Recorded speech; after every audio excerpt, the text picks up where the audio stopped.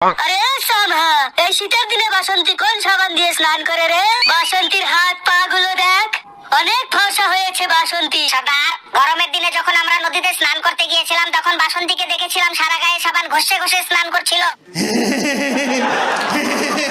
যদি তোর বয়ফ্রেন্ডের জীবন বাঁচাতে চাস তাহলে এই শীতেও তোকে ঠান্ডা জল দিয়ে স্নান করে দেখাতে হবে। না বাসন্তী, এই এত শীতে তুমি ঠান্ডা জল দিয়ে স্নান করবে না। এই সামহা, দেওয়ার গায়ে ঠান্ডা জল ঢেলে। শোন বাসন্তী, তোর কাছে দুটো অপশন আছে, হয় আমাদের সামনে নেচে দেখা, না হলে তোকে ঠান্ডা জল দিয়ে স্নান করতে হবে। আমি এই ঠান্ডাতে স্নান করতে পারবো না, আমি নাচবো তাও ভালো।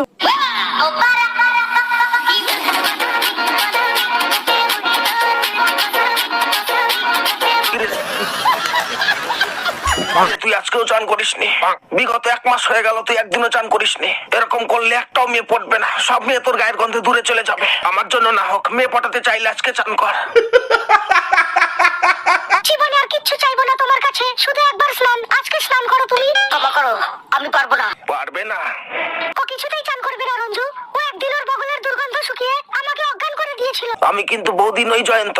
বৌদি তোমার বগলের গন্ধ সহ্য করে নিলেও আমি কিন্তু তোমার বগলের দুর্গন্ধ সহ্য করব না। আমার নাম রঞ্জুদা।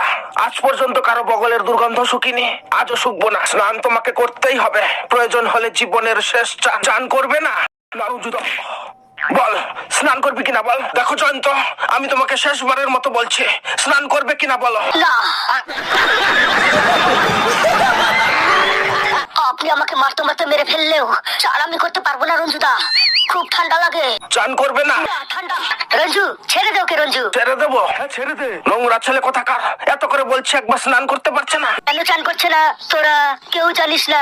আমি জানি। জয়ন্ত যদি চান করে তাহলে আর ও হয়তো কোনোদিন বাবা ডাক শুনতে পারবে না। বাবা হতে পারবে না কেন? জয়ন্তকে হঠাৎ একদিন পাড়ার লোকে ধরে স্নান করিয়েছিল, তারপরে জয়ন্তর টুনটুনিটা ঠান্ডায় একেবারে ছোট হয়ে গিয়েছিল। তোকে আর চান করতে হবে না রে।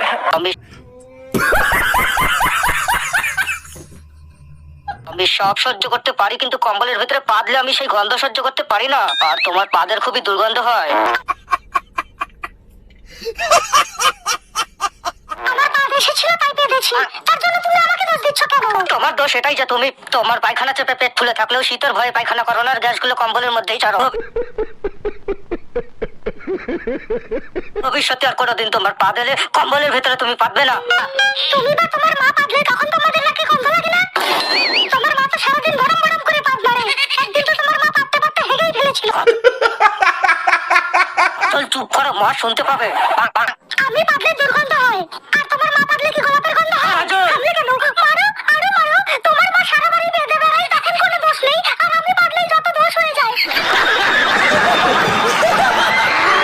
মন খুলে যে পাতবো তারও কোনো স্বাধীনতা নেই, শান্তি করে একটু পাততেও পারি না। একটু পাতবো তাও যত দোষ।